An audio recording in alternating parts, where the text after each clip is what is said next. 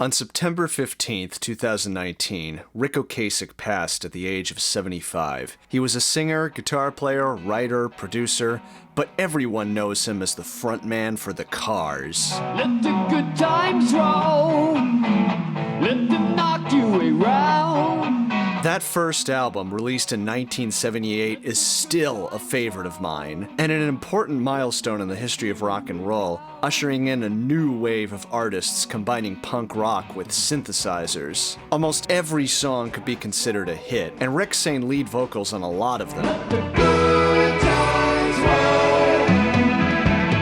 Good Times Roll, My Best Friend's Girl, and You're All I've Got Tonight, a real favorite of mine. You're all I've got tonight. You're all I've got tonight. I mean, just the title itself, instead of being something like Love of My Life or Save the Last Dance, it's just, You're All I've Got Tonight. That is so wonderfully cynical. I don't care if you use me again. Bass player Ben Orr sang the other hits, Bye Bye Love, All Mixed Up, and of course their timeless classic, Just What I Needed.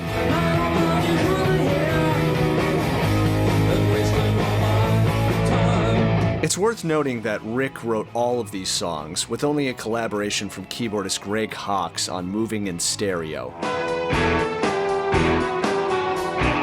And here's something I didn't know. Rick was 34 when this album hit the charts, so he wasn't some kid in his early 20s when the Cars came on the scene. He had put in the work and burst out of the gate with years of experience behind him. I've only been doing it 8 years, so, you know, I guess it was kind of quick. Look at the way he just stands there with those aviator sunglasses on, standing at 6'4". He's just so cool. She's the best friend's girl. And all while singing in that unmistakable voice and playing with that signature rhythm guitar tone. What a presence. I really wanted to take the time to dive into the Cars' discography. Outside of their hits, I really didn't know their whole body of work quite as well as the first album. Just What I Needed was the only song to be featured in our History of Rock series. And back in the States, the Cars took a slightly more accessible approach to the punk scene. I guess you're just what I needed. I needed someone to be. And with the addition of synthesizers, brought in a new wave of punk rock.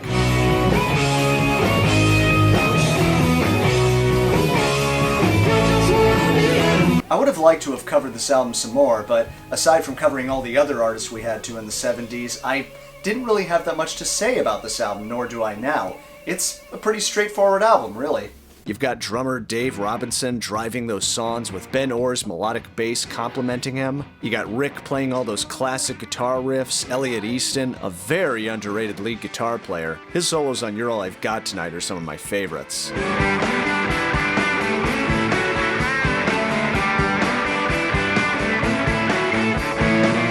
And to top it all off, you've got Greg Hawk's keyboards, which are completely their own. See, the late 70s is kind of an interesting time for keyboards in rock and roll. At the beginning of the decade, you rarely heard them outside of a couple of textures here or there, sometimes used for a futuristic effect. And by the 80s, they would pretty much become a mainstay for any song on the charts. And if you watch the History of Rock 1980s episode, you all know how much I love that. I know that Bruce isn't going to start with some cheesy synth opening. Oh, Bruce, not you too! So in the landscape of 1978, Greg's keyboards are a unique addition to the Cars' sound, alternating between electric piano and ARP, and most notably that mini Korg he used to play the solos on stuff like Bye Bye Love.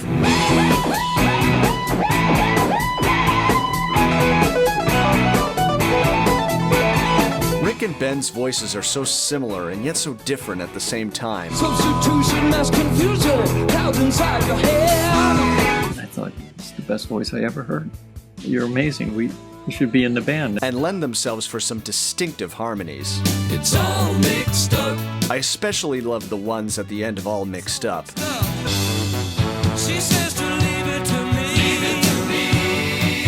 Everything will be alright. Be alright. In fact, the whole second side is a standout. They all seem to flow into one another perfectly. Pretty much every song is a classic, with maybe only I'm in Touch with Your World being filler, but it's still an enjoyable listen. I I'm the touch of your world. So how do you follow up an album like that? A lot of fans have said their second release, Candio, is a worthy follow-up to the first record. I finally got a chance to sit down and listen to the whole album, and fortunately, it did not disappoint. I already knew Let's Go, which I think is an even better opening than Good Times Roll. Let's go. I like the nightlife, baby. Who doesn't love the nightlife, baby? I also knew All I Can Do, a softer and melodic song, and the title track, all sung by Ben. Candio, I need you. Sunday dress, ruby rings. Rick sings Double Life, one of the first videos on MTV. It takes a five-star lady to lead a double life. Then there were some surprises like Since I Held You, which has some really progressive guitar parts from Elliot Easton. There's also that weird electronic interlude coming out of Double Life called Shooby Doo.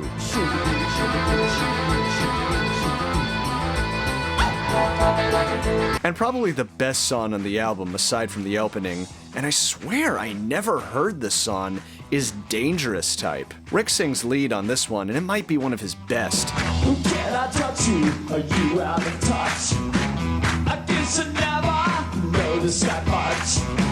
I love how it starts off with a swampy old-school guitar groove, and by the end it points to the future with some dynamic new wave production. She's a lot like you. The touch is like. This is technology and production techniques done right. Admittedly, there is a little more filler than on the first release, but I'd still highly recommend Candio if you're a fan of the first album. It's almost that perfect follow-up album that everyone's happy with. The record company is happy because it has hit songs that match the vibe of the previous one, but the band still gets to stretch out and try new things. Now, their next album, Panorama, I heard was a bit more on the experimental side. But funny enough, one of their wackiest hits was one that I already knew. All I need is what you've got. Touch and Go. I've heard this one a few times. It's weird that Dave is playing a 5/4 drum pattern while Greg's synth lick and Rick's vocal are both in 4. That's music geek talk for you're gonna have a hard time dancing to this. Touch and go. It also features a dynamic solo from Elliot.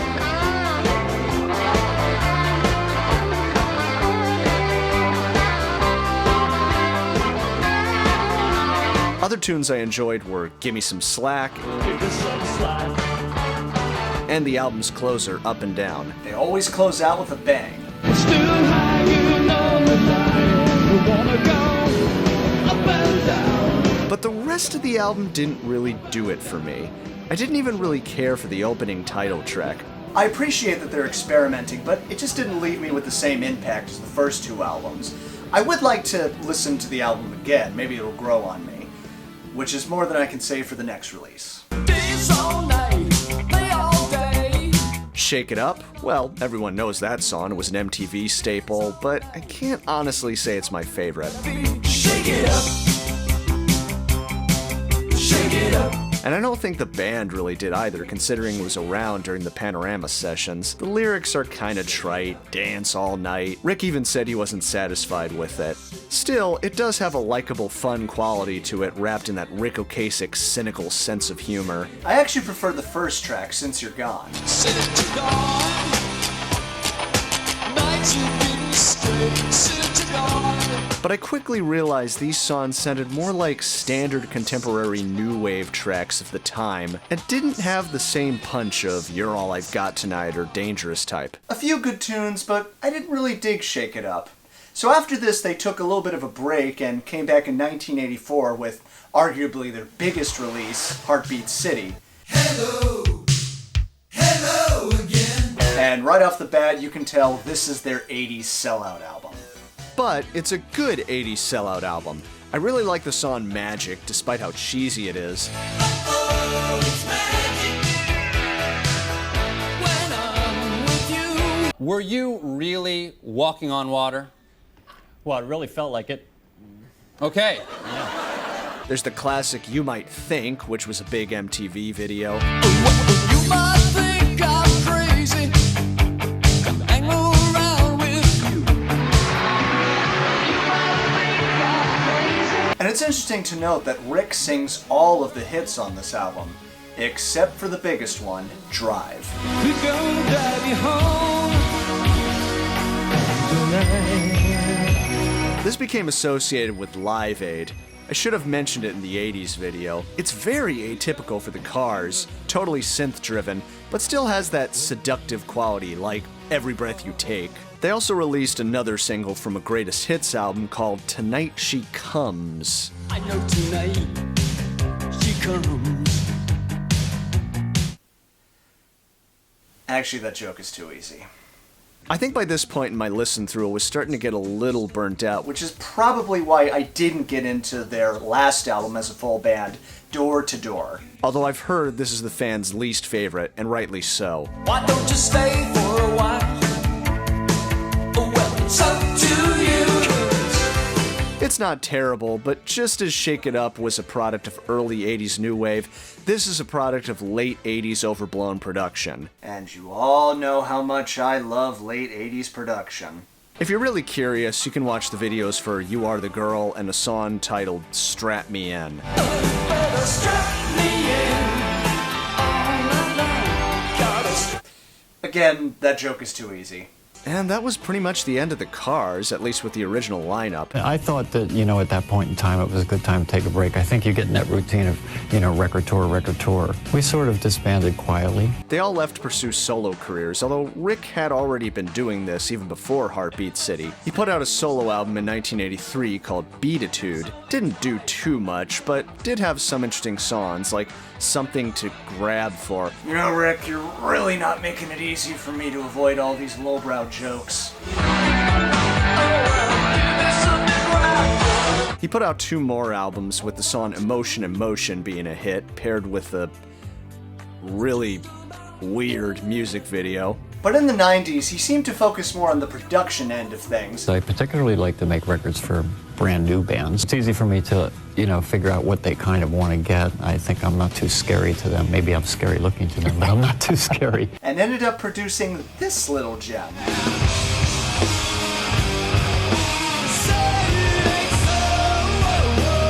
Yep, Ric Ocasek produced Weezer's Blue album. I didn't even know this until I started researching the album for the History of Rock 90s episode. And I can definitely see the connection. Along with Green Day, Weezer kind of led the charge in a new breed of punk rock with pop melodies, just as the Cars had done back in 1978. Ric did a number on this album with roaring guitars and a few textures to bring out some personality.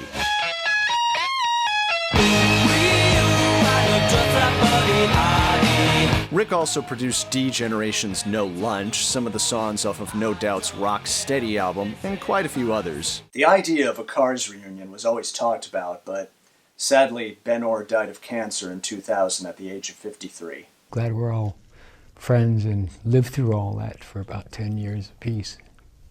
It's been great fun. Curiously enough, Todd Rundgren teamed up with Elliot Easton and Greg Hawkes to form The New Cars, where they performed some of the band's material along with Rundgren's. It's not the perfume that you wear.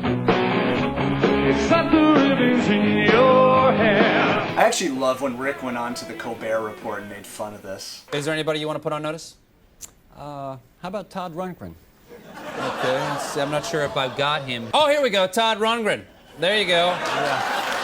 But in 2011, the 4 surviving members finally did reunite for an album called Move Like This. We didn't really go into this project with any specific expectations. I'm usually very skeptical about classic bands coming together after so long, especially if one of their key members has died, and this was no exception. You believe in anything they tell you how to think. A simpleton's a circle in the raging roller rink. When I first listened to it, I thought, this is very 2011 to me, rather than the classic Cars sound. I guess it's better for them to try something more modern rather than try to recapture their old sound, but the modern production did take me out of it.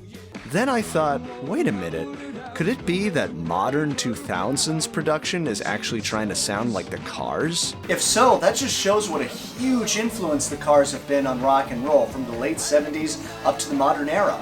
But what the Cars had and what Ric Ocasek brought to the table was that raw rock and roll angst they grew up listening to, even with modern synths adding a different color to the tracks. I think we cared about, the you know, commercial side and the art side. We try to make it interesting, you know.